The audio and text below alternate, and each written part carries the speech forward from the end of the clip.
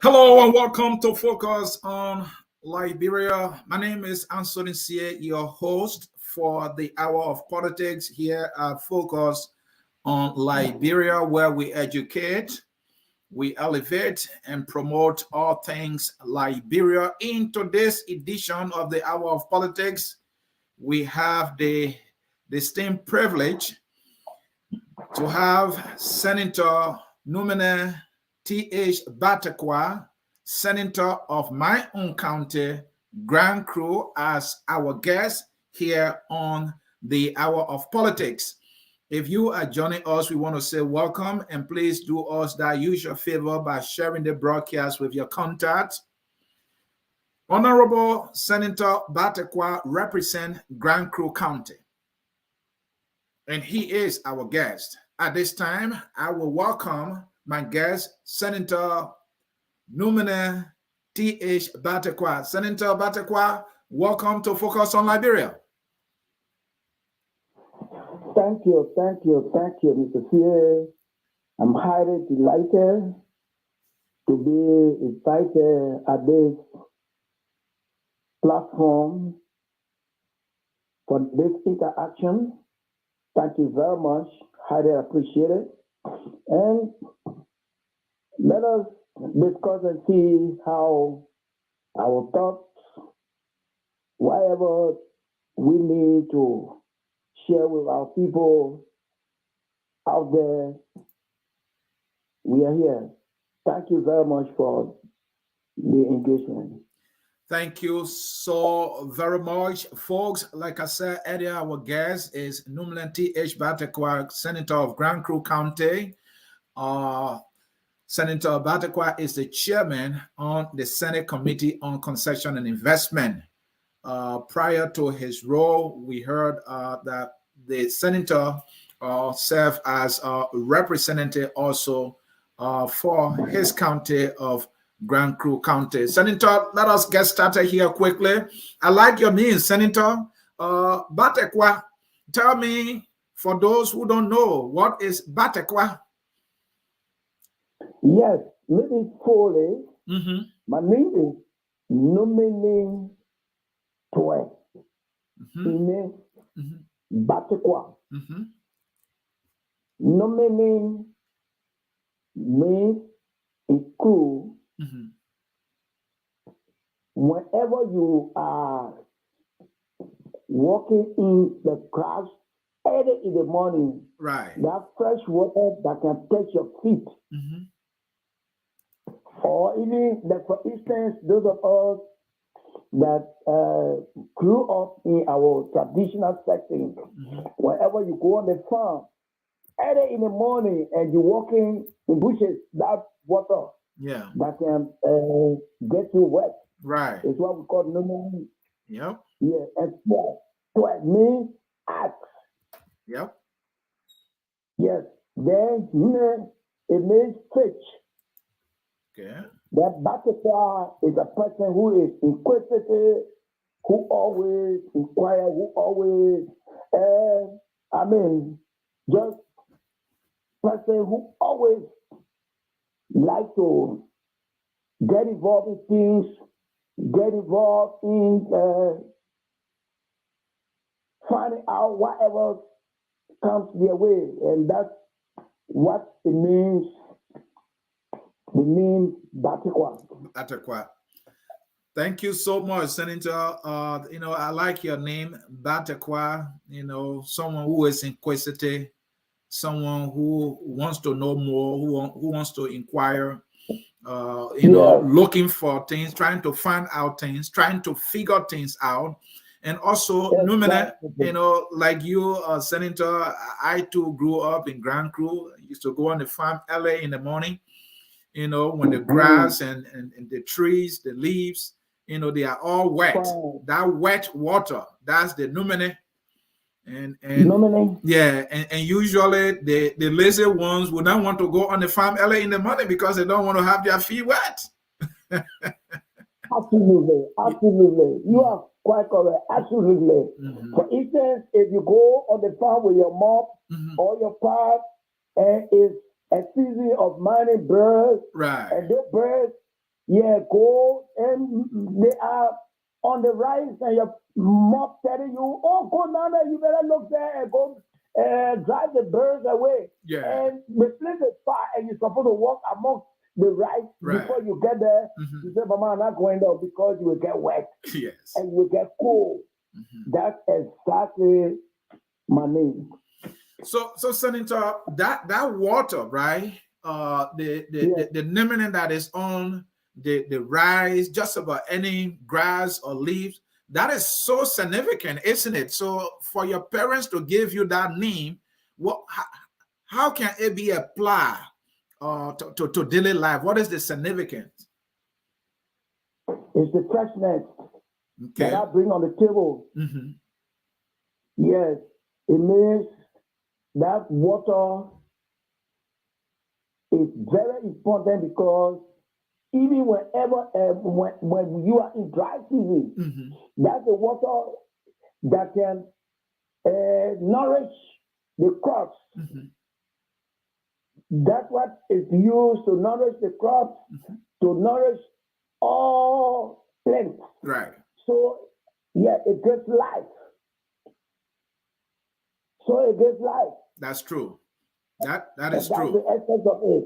That is true, Senator, and thank you for breaking that down for all. That is very, very important. So you are that nourishing water that is trying to find solution to all the problems that we have as a people, as a community, and this time, as a people of Grand Crew. So Numene Bartekwa. So I like it there. So let's talk about the things and see how Numene Bartekwa applies to all of the troubles our country and our lovely Grand Crew has. And before we can do that, Senator, I want to take this time to say congratulations on your victory as Senator of Grand Crew County. We know that the National Election Commission has declared you ran as an independent senatorial candidate in the 2020 December midterm senatorial elections in Grand Crew County. Congratulations. But something that came to my attention while I was doing my research, and I realized that you won with only 82 votes from Nathaniel Bawe. Looking at how close the election was, what can you learn from that? And what does it say about your victory? How does that inform how you provide representation for Grand Crew County? Normally in our country, whenever we are having midterm elections, the enthusiasm that elections always experience can be low. Right. So, yeah.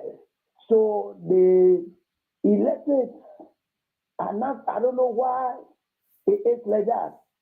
So because of that, and then in this instance, we were many. Yeah. The competition was very, very intense. You're talking about competing with equipment. Right. Who was Senator Peter Comer. And Nathaniel Bawe was also an incumbent, a city representative contesting. And then I was there. And then our colleague, Afrito Sebe, who came from America, was also contesting. So we were so many. And the competition was very intense. And that's how it is.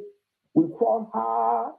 In fact, it was so contestable to the extent that we had to rerun at the end.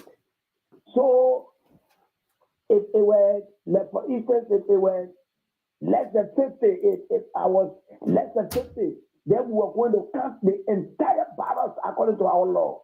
We are going to count all of them over. But if it is above 50, which in my case was about 87, so they didn't have to recount. And that's how we won the election. Thank you. One other common name in that election who was an incumbent and having to be a member of the ruling government is Peter Comer, or was Peter Comer. And That's what I said. Okay. you managed to defeat Senator Coleman. His defeat actually is a message that the people of Ground Crew has sent out very loudly, and it's a disapproval of whatever representation he provided. You are a citizen and now a leader.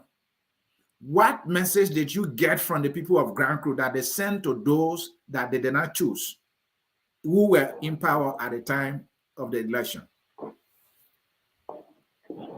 My election, my victory was a result of a process, not an event. As you already indicated earlier, I served as representative for District 2 in Grand Crew County. Right. And the services I provided at the time, the way I work with the people, the interaction I have with them, were what the electors referenced. And that's why I was preferred. So if you have, like for instance, now I'm a senator. If I think that because I'm a senator and leave the people welfare, the engagement with the people, the continued support to the lives of the people, and I leave it and think when election come again, I will just go there and ask them to vote me just because out of a handsome, I tall, I wear good clothes, then I miss the mind. Always, when you are representing people, you got to live their problems, their needs, their concerns. And those were the things that I was engaged in, and that is why I was invited. In fact, my participation was upon majority of the people's own invitation. Come back. Thank you. And at the end, they lived up to their word, and I won the election. And Senator, I mean, I appreciate you explaining the efforts you make, reasons why the people of Grand Crew chose you over your colleagues, right? But what I was also looking up to hear from you, why did Grand Crew said no to them? Because in the case of Coleman, he was senator.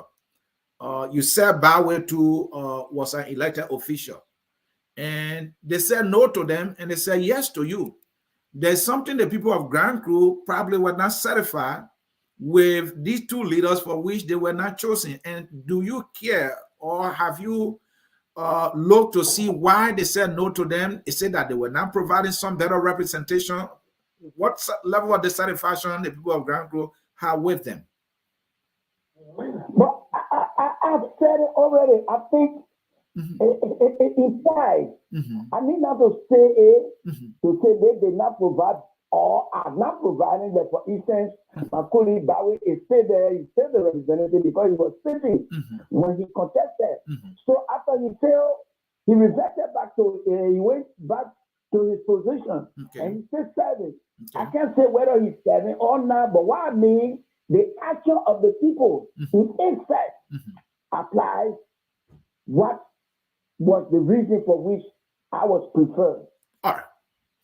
Thank you. So you need not to say yes. Thank you, Senator.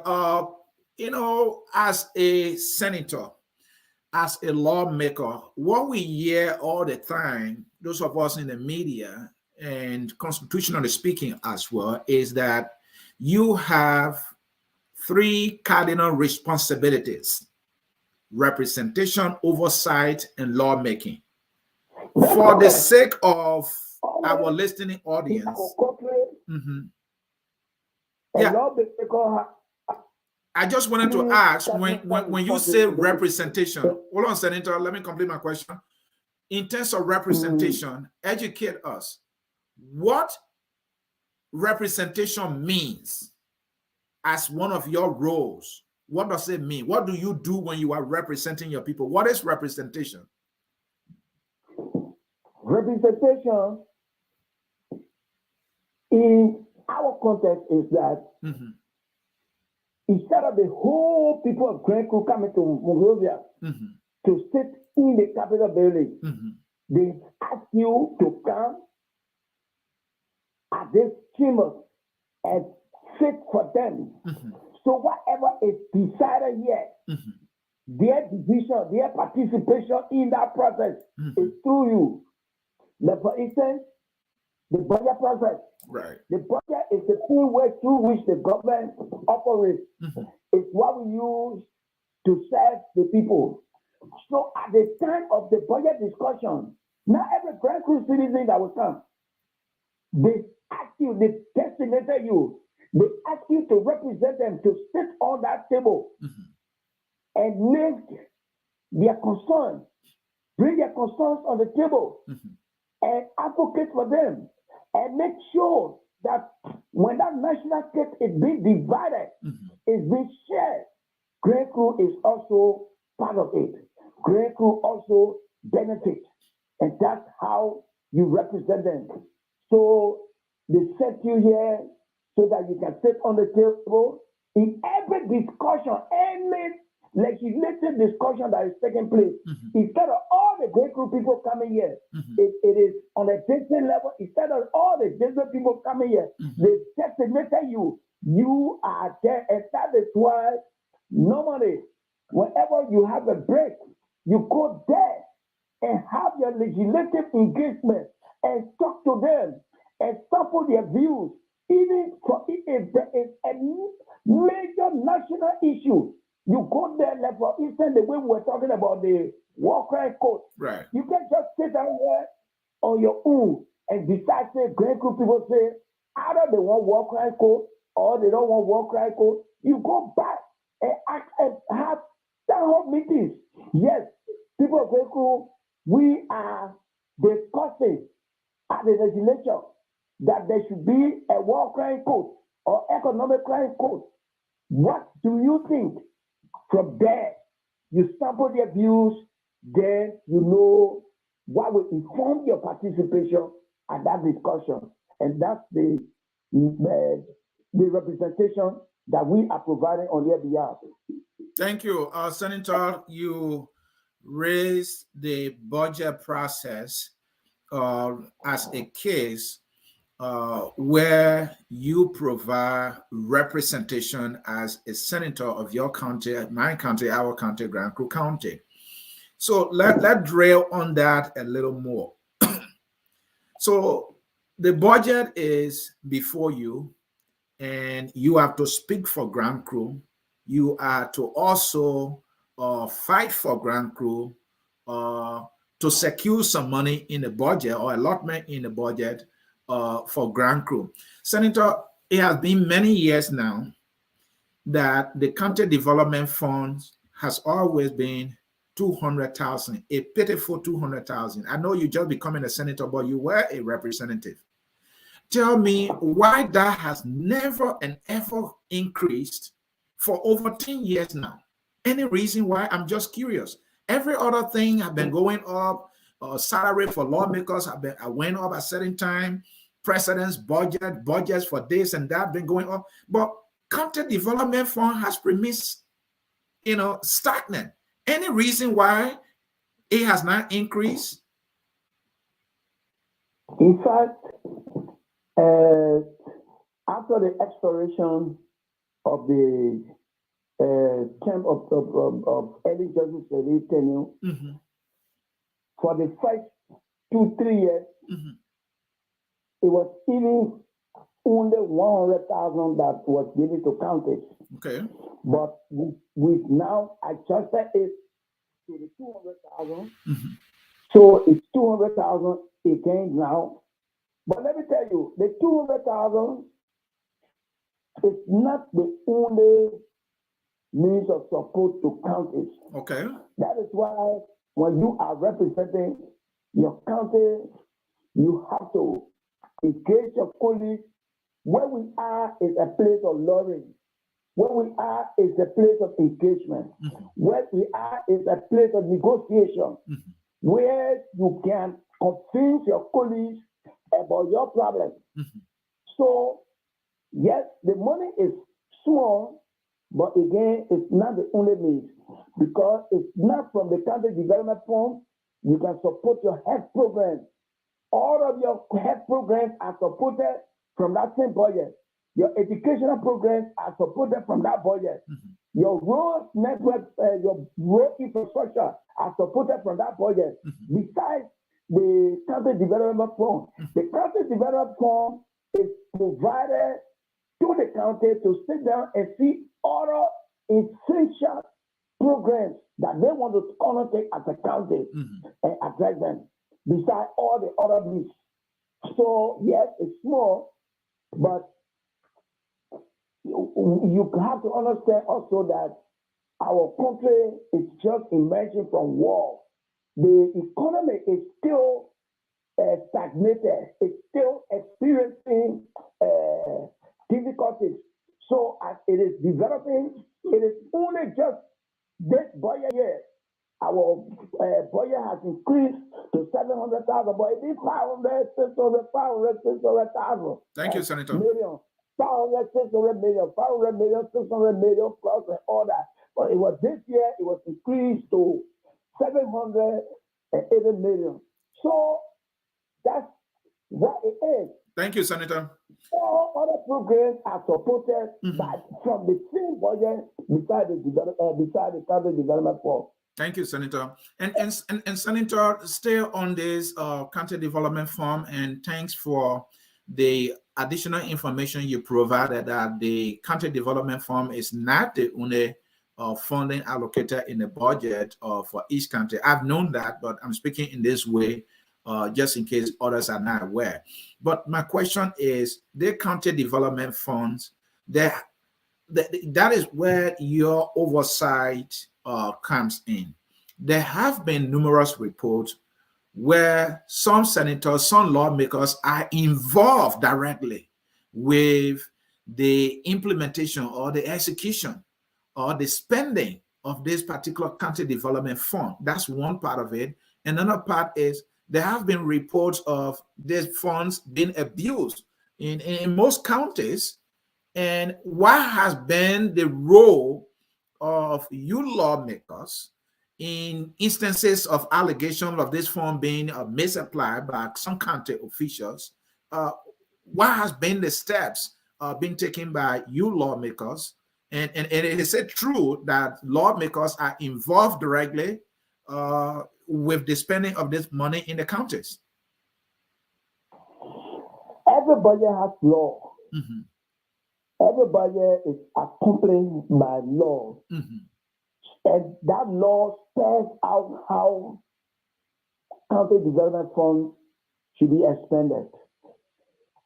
Before the county development fund is expended, that law states that there must be a county development meeting. Okay.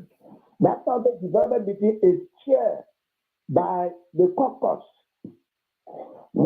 At that meeting, the county leadership present its programs that they want to use for the expenditure of that money.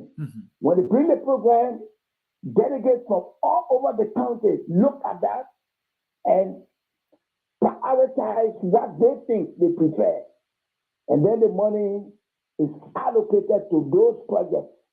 As soon as that meeting ends, the legislators from that county completely disengaged. They have no further role. The only role they have in the expenditure process is oversight. So whenever the county, in fact, the county leadership itself is not to directly go and implement projects. You source out the project, solicit applications from contractors, register complaints that are to implement the project. So those complaints are hired, and then they're engaged, authorized to go and implement the project. At that time, periodically, the lawmaker goes there to see how the project is implemented. Your oversight now is both the complaint and the traffic administration All right. to ensure that what we have left, there's a lot of allegations that lawmakers are involved in the expenditure of the money and all that. But those allegations are maybe in some instances are just mere allegations. They have to be proven and all that. But in our case, we don't completely get involved. As soon as that development meeting is here and the money is decided, projects are decided, money is allocated, the only person that supervises is the superintendent. And the superintendent, in fact, has a physical assistant superintendent for fiscal affairs. That assistant superintendent for fiscal affairs works with a committee called the Project Management Committee. That Project Management Committee is elected by that development meeting. So there's a kind of framework structure that's in place for the expenditure of the money. So to say, lawmaker will just go there, willfully accept money and go and misuse it. Sometimes those information need to be verified. Thank you so very much, folks in cyberspace watching the Hour of Politics here. Focus on Liberia. I'm Anthony C. hosting. Our guest is Grand Crew County Senator Numene Bartekwa. His middle name is Tue. He's the axe that you can use to cut down trees. We hope that axe is sharp, because there are a lot of things in Liberia that need to be cut down. And we are having an exclusive conversation with him here. Senator, recently on the Senate floor, when this now approved 2022 budget was in the workings, you made a move on the floor by penning a letter to that August ballot requesting 100,000 United States dollars be allocated in the budget for roads in all of the 15 counties. Somebody might think that is a good move. Senator, the budget process now, the approval has been done by you, the senators. Did you get your friends to agree with you in allocating this $100,000 for primary roads in the counties? Did you get that? Mr. Chair. Yes. One of the major problems we have in our country is road infrastructure. Our country is now 200 years old. It's very disheartening. You're going to Southeast, you're going to the Northern part, you're going to any of these hinterland counties. You experience extreme difficulties, especially when it is during rainy season. And that's how the economy is stagnated. Because, for instance, people who go into Lofa, businesses that are in Lofa, during rainy season are experiencing difficulties to take their commodity, their goods, essential goods from here and carry them. So at that time, all the businesses go down. Talk about Southeast from where we come. The same thing.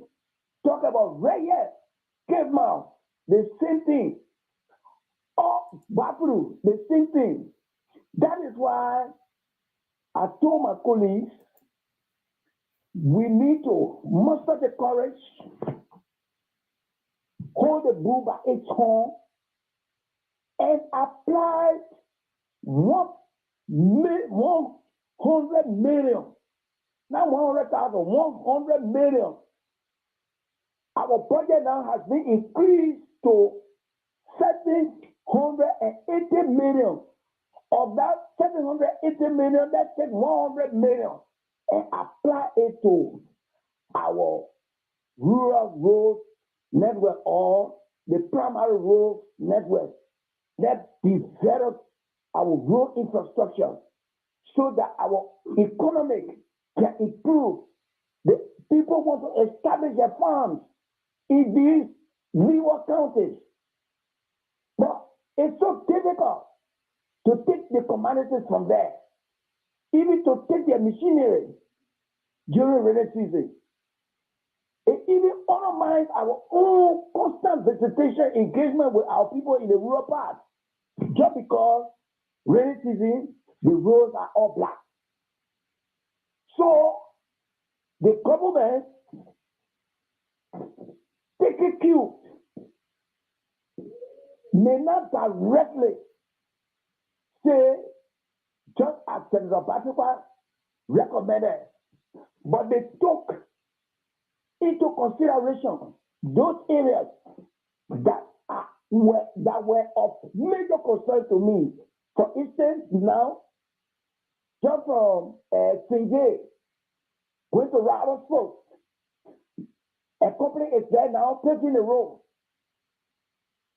Just from Ganta, going to Sacré-Pied, a company is there paving the road. From Sacré-Pied to Ganta and to Tapita, that other stretch of road has been given out. From Peachtown coming to Grand Jeddah border, that other road has been given out. We are now in a procurement process. In my own county, you from Grand Crew, if you talk about from Southtown border, the road that going to Bagley Bay and the one that going to Southtown Beach, right from that border. Mm-hmm. We're taking it away from there, bringing it to Kanye. Because from Harper all the way to Fishtown, that one is already paid. So we are connecting Bagley Bay, connecting Grand Crew with it for it to be paid. On that road, there's one major bridge. We call it Jefferson Bridge. That one needs about 1.5 million.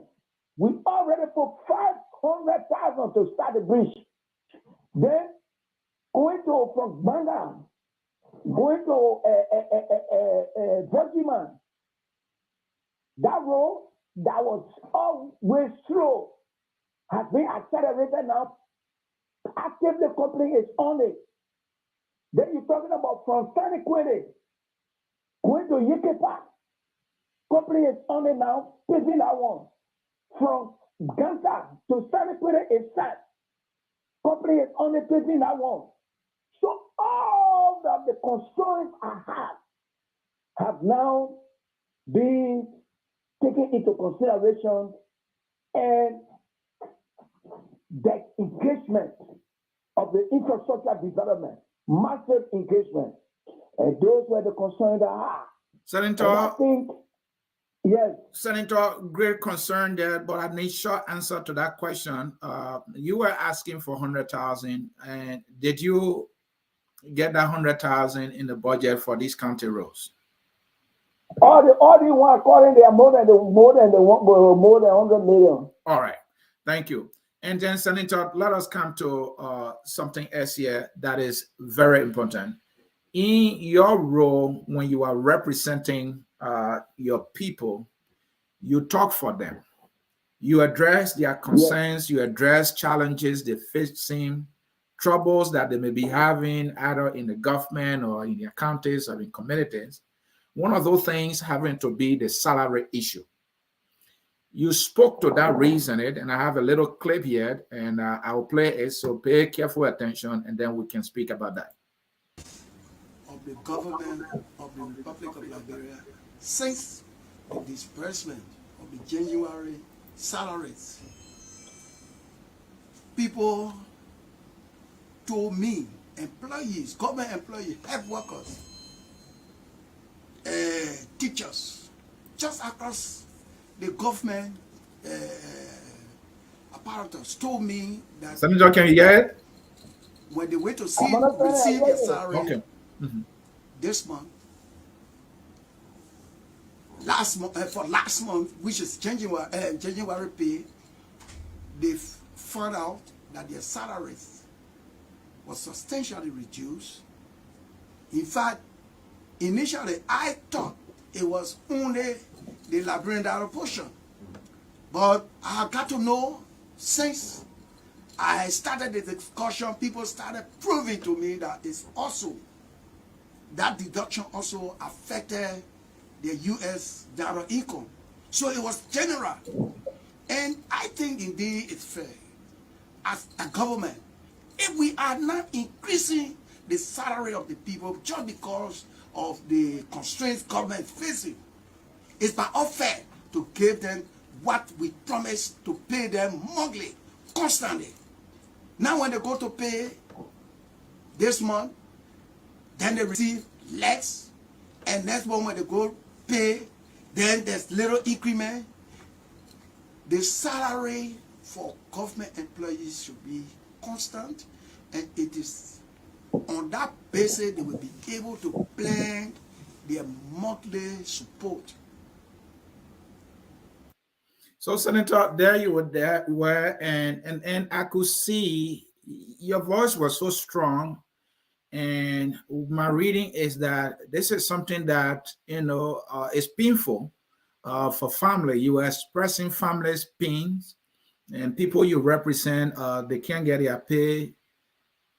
Talk to me. Has that been resolved now? Did you take any action to provide the necessary oversight in calling to attention those responsible for what truly was a very terrible situation for those citizens and that you represent?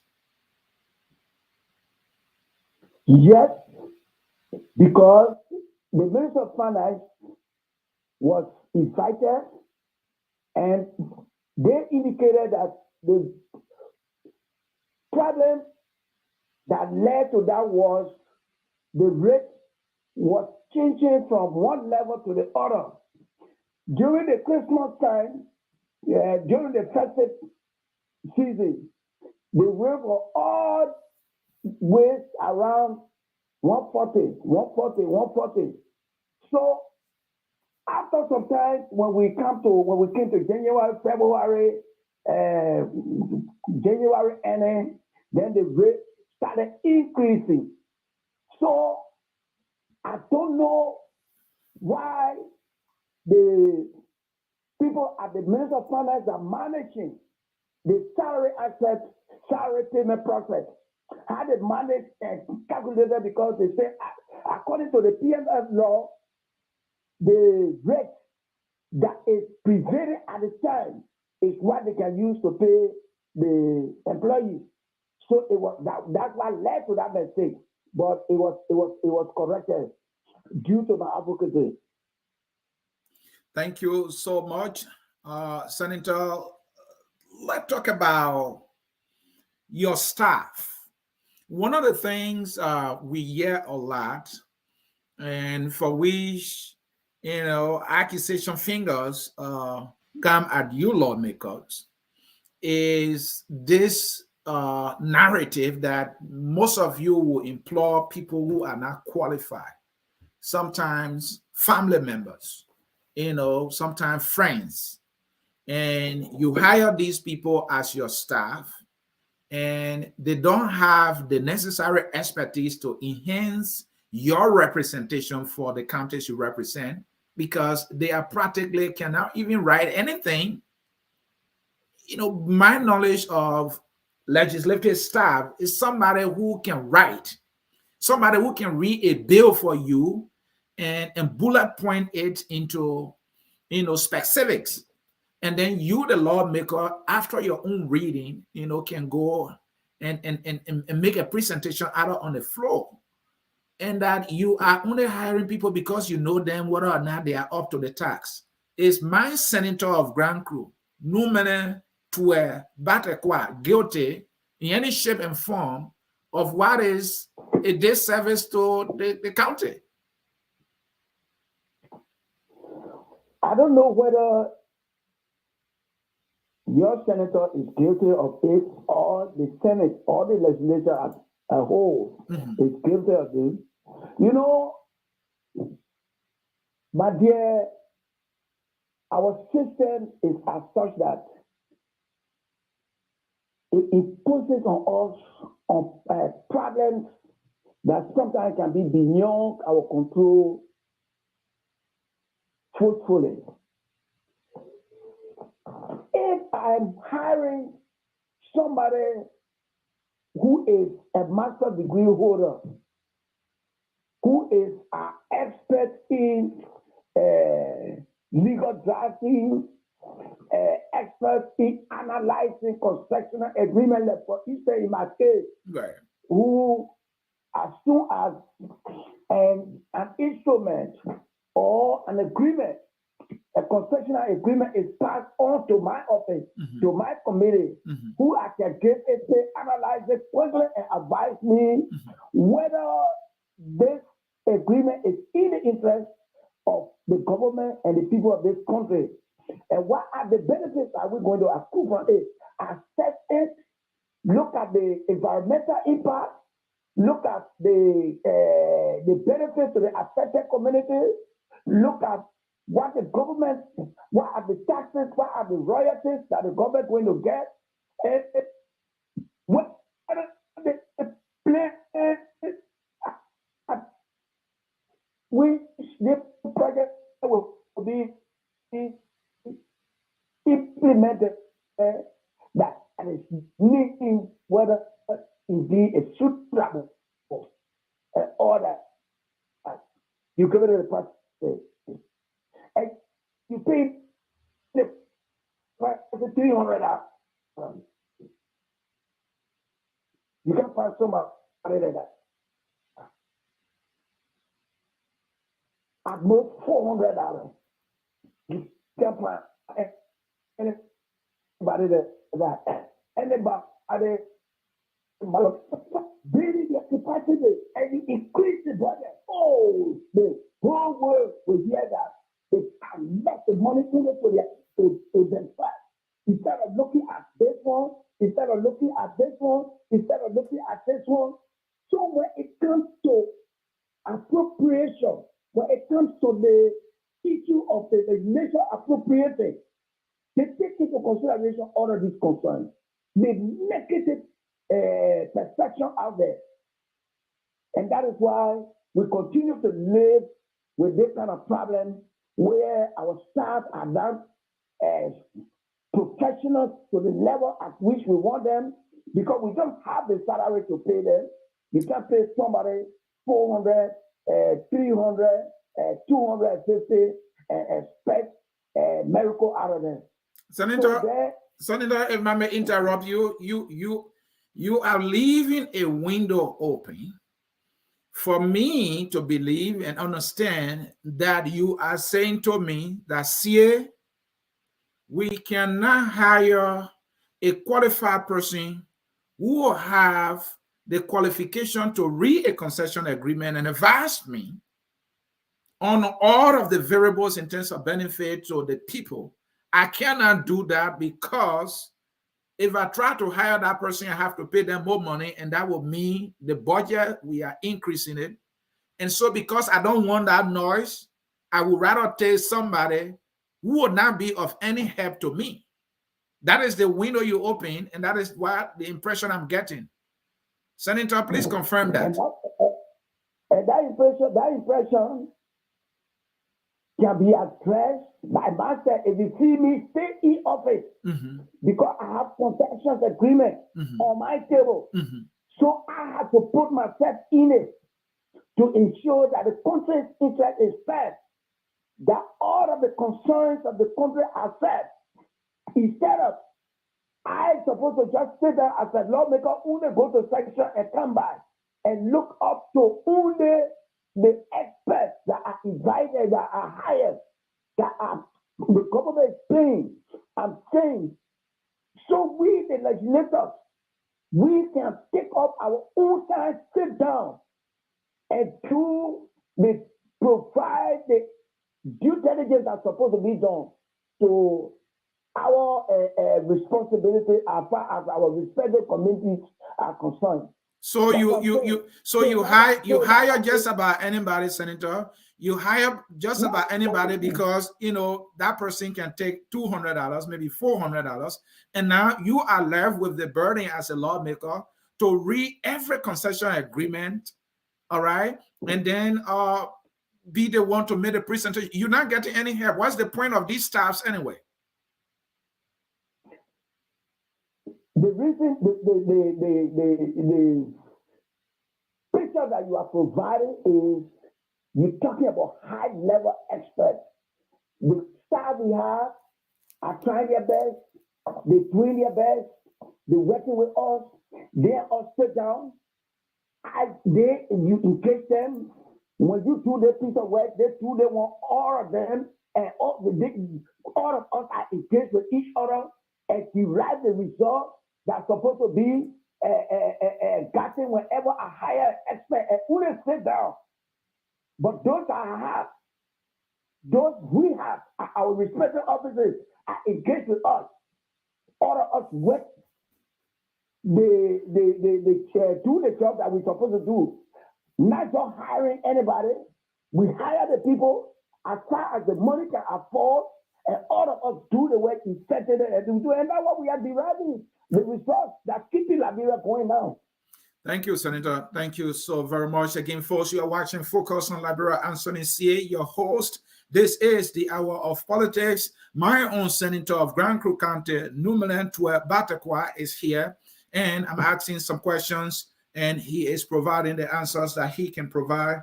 And Senator, again, we want to say thank you for taking up your time.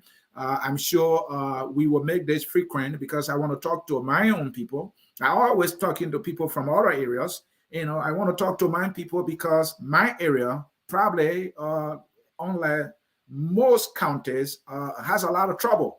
Senator, you know, the lawmaking house, the lawmaking men and women, you know, you people are the boogeyman in Liberia. There are many reasons why, one of which is the whole money thing, Senator.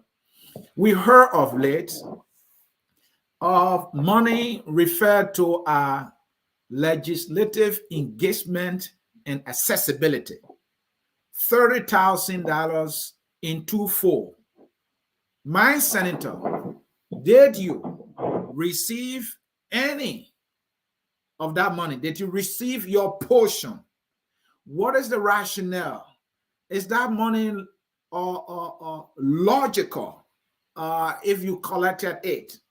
Talk to me about that. Did you get it? Did you get your portion? If so, why did you do with it? You think it was reasonable? It was right or justified? You talking about 30,000? 30,000, Senator. Yes, I received the 30,000, and that 30,000 was in place of money that was allotted to legislators, which was referred to as legislative project money. When my king, we the 4 legislators that are from Grand Crew, we pool our money and apply it to one of our districts called the Borough District, one of our major districts. Yeah. They have a major road problem. Currently, we have a contractor there that is utilizing that money that we got, applying it in the interest of the people. So I took it and I'm using it for the people. So I don't know if they were bad that I took it to build that road because we are 4. Senator Abotuwekie, Representative Funatikova, Numene Bartekwa, and Nathaniel Bowie. We pool our money and we use it for the development of our county. Thank you. Just as it was, we were using it when it was referred to as legislative project money. Thank you. Senator, let us talk about confirmation. That is one of your roles. And we are aware of some mixed faiths in government who are not delivering. Your colleague, Senator Peter Comer, in his confession, I want to believe you are aware of, he said, sometimes we have to swallow bitter pills. We have to tie our faces with black cloths to confirm some of these people sent to us. So that was Senator Peter Comer saying, hey, there are some people we knew not qualified for the job for which they were appointed. We confirmed them anyway. Senator, I mean, come to think about that. How does that make you feel? You were not in the Senate when he said that. But I'm asking you now, what will be your reliance, given Comer's confession that there are people who are serving in position in our government who should not be there because they are unqualified? What will be your reliance, knowing what we know now, before you can confirm or vote to confirm anybody in Liberia as a senator of Grand Creek County, Mr. Senator? Just exactly as you said, at the time the senator made that assertion, I was not in the Senate, so I cannot give an account of that statement. But during the time, the little time I spend here now, I don't know whether the Senate had confirmed somebody who was nominated for a position and that person was not qualified for the position. The procedure is whenever you are nominated, you submit your CV, your profile, and that profile is assessed, and the committee, the sector for which you are nominated, for instance, it is in the agricultural sector, the Committee on Agriculture will invite you and judge you with the profile that you submitted to the committee and ask you thoroughly to investigate, to accept it for themselves that indeed you are qualified for that job. Other than that, they will report to plenary that this person is not qualified, and from last year to present, there are instances where people are sent back. So I cannot give account of times that I was down here, but the time that I'm staying here, the Senate is playing its role of confirmation, effectively doing it in the best interest of this country. If there are people who are in the government are not performing, then it could be maybe people that were hired long ago. And so the government is about 5 years old now. And the short of my long question there, Senator, is for you now. And I'm speaking to you directly as somebody who represents me in the Senate. Talk to me, and me representing the entire citizen rate of Grand Creek. What will you be looking for in any nominee or appointee sent to the Senate before you can vote to confirm any such person? What will you be looking for in that person? I will look at your experience. I will look at your qualification, your academic achievement, your experience. I will look at interacting with you, the way you will present the issue relating to that job. You will present them in line with the submission of your profile, the credentials you presented, and the places that you work. All of these factors will be checked to ascertain whether you are qualified or not. Will you look at their criminal record, whether they were indicted for criminality or corruption of sorts or anything like that? Will you be looking into that too? Definitely, that your past experience. The experience entails whether you have been accused criminally before, whether you've been convicted as a criminal, whether you are a convict in the past, or you were accused of embezzling government money, or all of these records will be assessed. And that's what we do. Thank you, Senator. Senator, we have had by-elections in Liberia. One by-election after the other. You acknowledge that Liberia is challenged in terms of resources. The budget has been 500 around there, and now 780. Even at that, looking at the country, that is just a shame that money that is in one person account somewhere is what the whole nation is relying on, right? But then here we are. Every time there's by-election, the nation will have to spend $1 million sometimes to fill a vacancy that person will occupy sometime for a month. Sometime for a few months or a year. Senator, I want to bring something to your attention on this. One way we can save our nation all that money is to say, well, let us write a law that when, say, if it is 3 years or 4 years to the next election cycle, maybe the superintendent of that county should appoint somebody. Or individual citizens, with interest, can apply to their legislative caucus, and the legislative caucus can vote and then nominate to the superintendent for the superintendent to appoint. It's been done here in the United States. I know about the state of Illinois, right, where the governor is charged with the responsibility of selecting somebody to represent that state in the U.S. Congress, to save a lot of money. Is that something that makes sense to you, Senator? And is that something, maybe something similar to what you'll be looking at? It will save us a lot of money. Your thoughts? Mr. Chair, yes. I quite agree with you. Notwithstanding, we took oath when I was being admitted. I took oath to uphold, defend, protect the Constitution of the Republic of Liberia.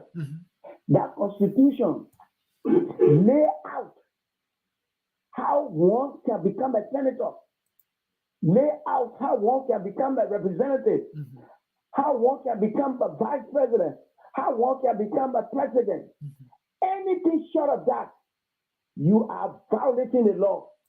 The violation of the law today in West Africa, that act of not adhering to laws, that's what bringing problems to some of our West African states now. To say, no, let's put a constitution this way, let's do this 1 year, let's do this 1 year.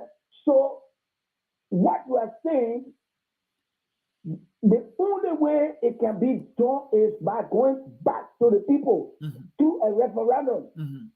And those constitutional provisions that lay out about how senators can be elected, even when it is just 1 year or few months, only the referendum can change that constitutional provision. So nothing we can do about it until it's changed from the Constitution. Thank you, Senator. Let's come to the Grand Crew Legislative Caucus. And I have heard from others who see the whole Southeast as one family facing the same problem. It's like, let me talk a little more traditionally. It's like we got one soul. And this soul here is hurting us. We the Southeasterners. You talk about that eloquently earlier. Rose. And there are things like electricity also. So we have commonalities in terms of problems, right? So Have you guys ever thought about working together as lawmakers from the Southeast? Because something you said that was very impressive, that you people pool your $30,000, all the Grand Crew lawmakers, and you apply it to one of the districts that had a serious problem. Is that something you think that makes sense to you, that you can take to lawmakers in the Southeast? Because if Roe and the all of you were on the Senate floor just today talking about correctional facilities lacking completely in Grand Crew. And so somebody commits a crime, the person is arrested, nowhere to take the person, he takes the person to River G. The place is overcrowded, so that person is not here accountable in any system, all right? And even if they did, the facility is not there for any correction to be provided, like skills and all that. How can Grand Crew now, I mean, not Grand Crew, the Southeast counties pool resources? Is that something that will make sense to your colleagues and you included to look into? If you talk about pooling resources, say for instance, if we say we who are from the Southeast, let's pool our salary. Even forget about our family. Only our money and our income and we put it together. It can pay 5 miles road. No, Senator, I'm talking about in terms of budget now. In terms of budget, for example, 200,000 per county, and besides that, there are other allotments that you said that are there. All right, some counties have concessions agreements. I don't know much about Grand Crew in terms of concessions agreement. I know there's illicit mining and all going. There's something that the next time you come, we'll talk about. And I would like to have you back here to talk about your area that you chaired, concession and investment, for us to talk about that. So what I'm saying is budgetary allotment for the counties that you can pool. Would that be a problem in terms of the law, because the budget is a law? The problem there is the money that is provided to counties. Most times is recurrent.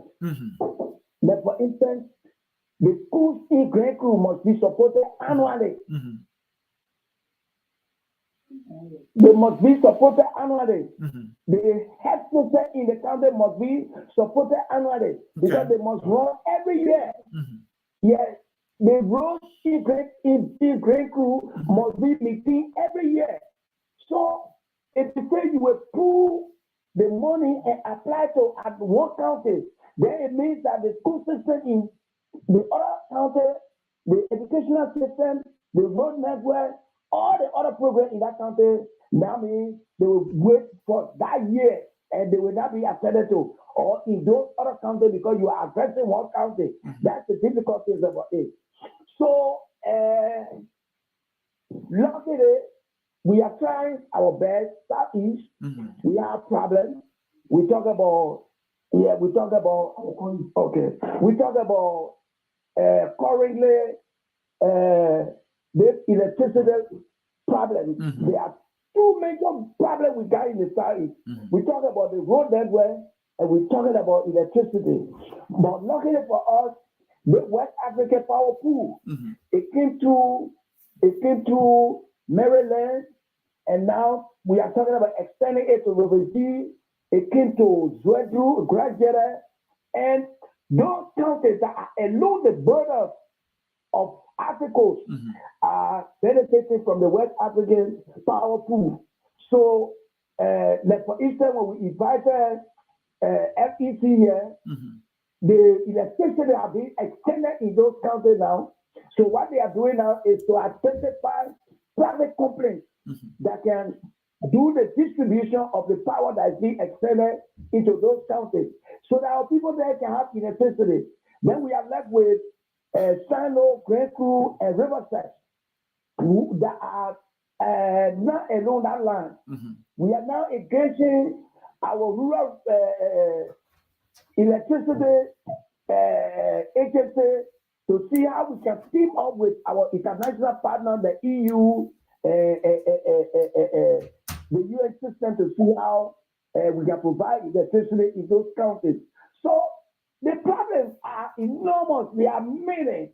But indeed, we are not leaving any stone unturned.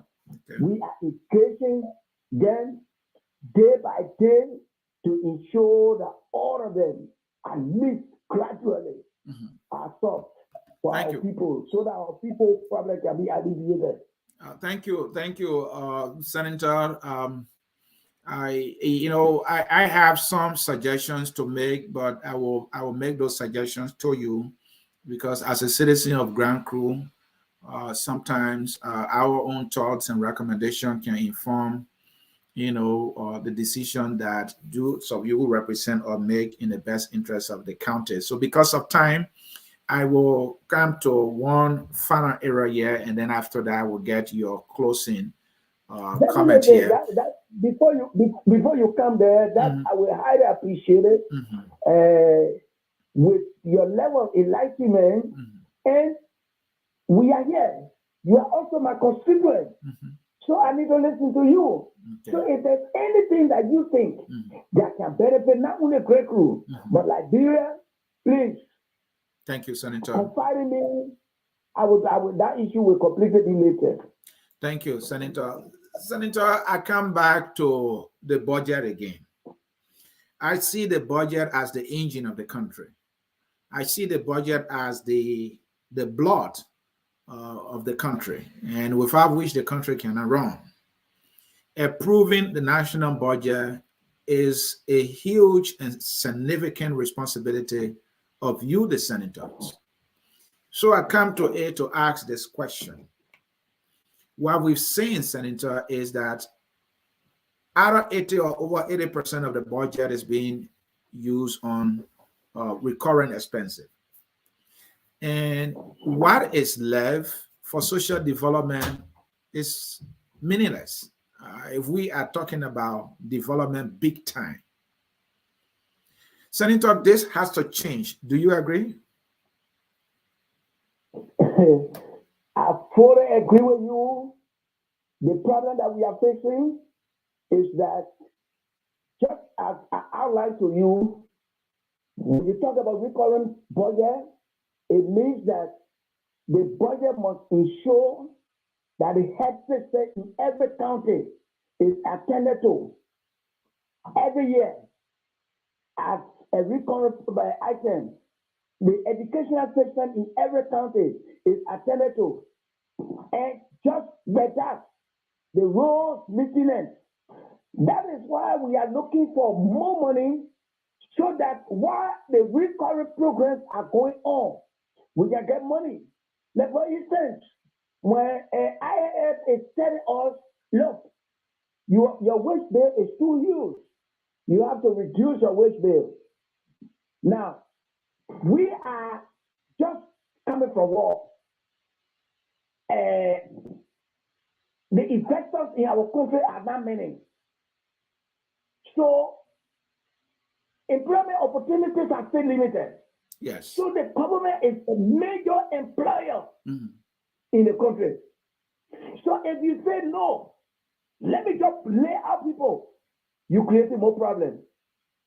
So what we need to do is to always engage in activities that will generate more money, so that while we are attending effectively to the recurring expenditure of our country, we can also have enough money for development, for other areas development. Thank you, Senator. There are some thresholds that are put into place, some through what you call treaties. For example, I heard about this Maputo Declaration, I believe, that calls for at least 10% of most African countries' national budget should be spent on agriculture to provide food sufficiency and also food security. Our government has not been able to meet that. I also know that there is another threshold set for a certain percentage of the budget to be spent on education. The wisdom behind those kind of measures is that when you do that, at least you are spending considerable amount that will, steadily reduced whatever problem you've been having and increase productivity, or progress in that regard. So you as a lawmaker, the government is that sign on these kind of agreements, on these kind of protocols, declaration. Do you as a senator, when you are approving the budget, do you check those? Say, okay, does this budget allow 10% for agriculture? If education is our priority, does the budget allow, let's say, 15% or 20% for education? And do you come to say, well, since we do not have that 10%, Bartekwa is not approving this because that means Grand Crew people will be hungry. If this budget does not have the 20% that is called for us to be, at a better place for education in maybe 50 years, then Grand Crew County Bartekwa is not approving it. Do you do those kind of, nitpicking, for lack of better word, before you approve the budget? You have to be analytical in addressing the issue of the budget. Okay. Take for instance, if you say agriculture should take this X percentage, mind you, if you give that percentage to agriculture and the road for people to go to Lofa to go make farm, and it's not there, that money that you put there will only be applied either in one county, because all the other counties are lack of. You can't go there. Rainy season, no way for you to get farm there. So the farm will be concentrated only in one area. So the development of a country like ours that is just coming from war is interrelated. You cannot focus on the agriculture alone without addressing the road, because you will not achieve what you want to achieve in the agriculture without addressing the road. When you cannot focus only on the education alone, because how do you convey the chairs? How do you convey the materials to the other countries if the roads are not attended to? How do you compare if you say head should take the amount? How do you take the patient when the ambulance cannot pass because the mother on the road, when the ambulance get there, it will stay there for the next 3 days, and the patient will. So our problem is as such that when you want to say you want to focus only on this, then you are undermining the other one. Mind you, the envelope is already small, as you also said. A country like ours, all of our country, our colleagues, they are in billions, but we stay in millions. All right. So you have to be very careful. Thank you so much, Senator. I want us to continue to go, but I know you just in a section and you gladly accepted. So I will be very friendly, because I would love to have you back. And this is your platform. I don't think that because you're from Grand Crew, I'm going to give you softball question. I know you are Bartekwa, the man who can hold just about anything to shake it for good to come out. So I'm not sure you are afraid, but I'm just saying that to say, we ask the hard questions so that you lawmakers and, our leaders to be able to provide the answers Liberians have on their mind. I want to say thank you so very much for coming. I will ask this question and then you can answer that, and then also add your closing statement to that. There are some rumors out there that are not pleasant, Senator. We are told, we've been rumored that before the budget is approved, there's the brown envelope thing that been coming around. And sorry that I have to ask this, because this is what we hear. Is my senator in the brown envelope thing? Is this thing true at all? That we hear that these people taking brown envelope? And finally, the debt portfolio, the domestic debt payment, there's the document that been released saying that, that is questionable, by the way. Will you, my senator, see to it that the source of this particular document that has been questioned, is invited to the Senate to provide clarity? Because it's like there's so much fraud going on here. We hear pro-poll. or media getting X amount of money, and some of these institutions and individuals cannot be verified. Sorry, I have to make it plenty there. Let me hear you, sir. Actually, that document was given to us.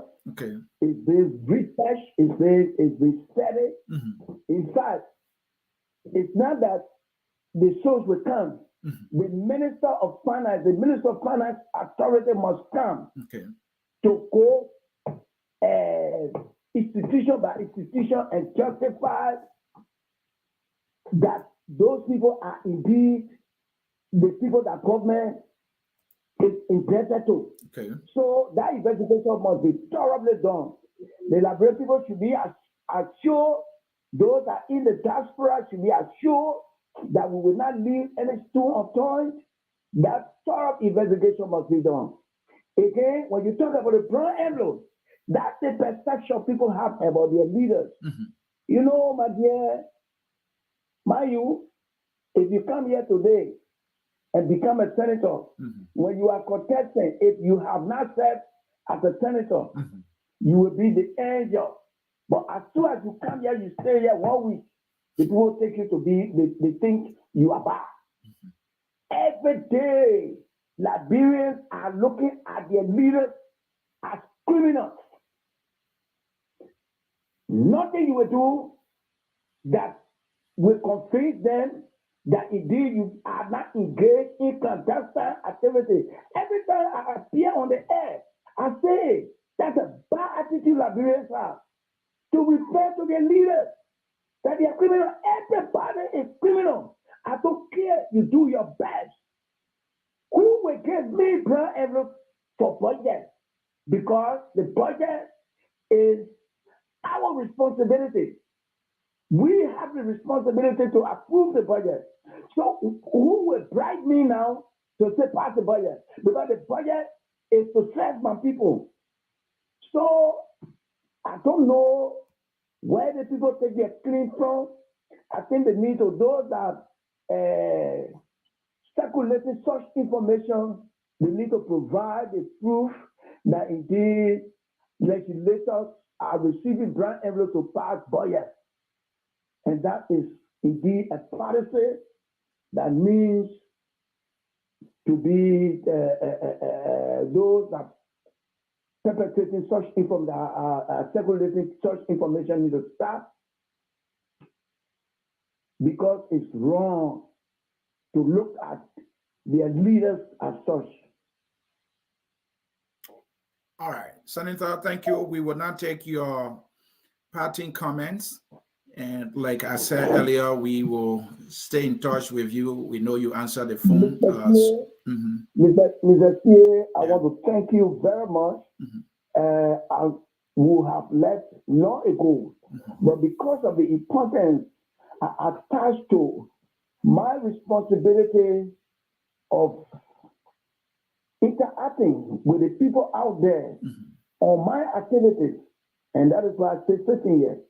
So I want to assure you, anytime you have the need for us to discuss like this, feel free and contact me. My office is open. I told you again, it should not only be interacting on the media alone. If there's anything that comes to your mind and you want to share with me that you think will benefit not only the people of Grenfell, but the people of Liberia, please feel free, because our work is felt by the people out there.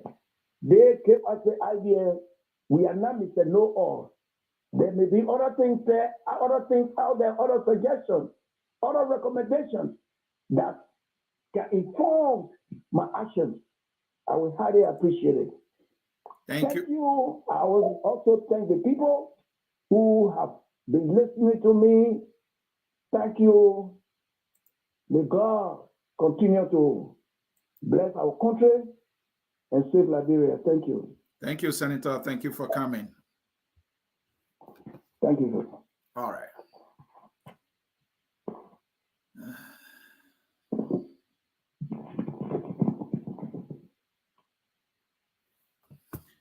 Okay, folks, this is how we will come to the end of the interview with Senator Numene Bartekwa of Grand Cru County.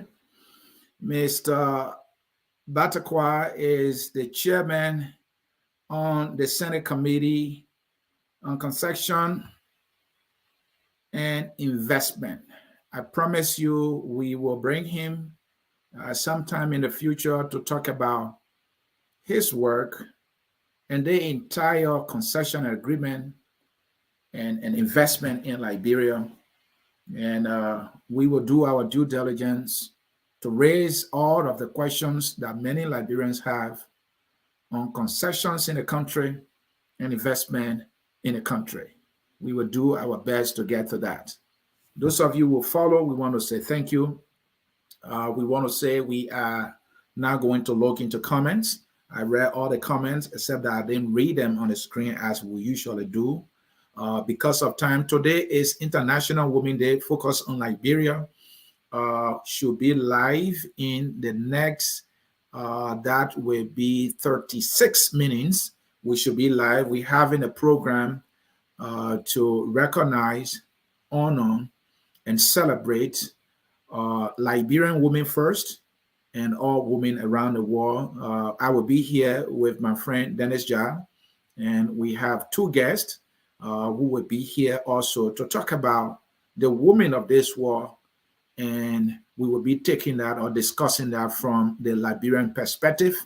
So in the next 36 minutes we'll be here. We will ask you to stick around or come back in the next 36 minutes for you to join us in celebrating, recognizing, honoring, the women of Liberia, the women of the world from the Liberian perspective. You do not want to miss that particular broadcast. Again, Anthony Cie, always here on the Hour of Politics. Focus on Liberia is the network. We're broadcasting from our headquarters in Atlanta, Georgia. We will now come to the end of this broadcast. We want to say thank you for watching, those who share, those who commented, those who are also watching on YouTube, who also shared. And if you have not shared yet, please do. We know most people watch the show after, sometime during the time of the broadcast, they are watching. We want to say thank you. And if you like what we do here, and if you so wish to contribute to it, you can always look in the strolling text below. You will see some information you can make use of. We cannot thank you enough for following all that we do here. Our goals are always simple: to educate, to elevate, and promote all things Liberia. I will do my best always to ask the tough questions that you have on your mind. And when I'm done, sometimes we open the phone lines, except that we are not doing it today. The song says we are all Liberians, and that song is taking us home. So until we catch you in the next 34 minutes now, I'm Anthony Cie saying to you, bye-bye, and I love you all. We are Liberians. Liberia is our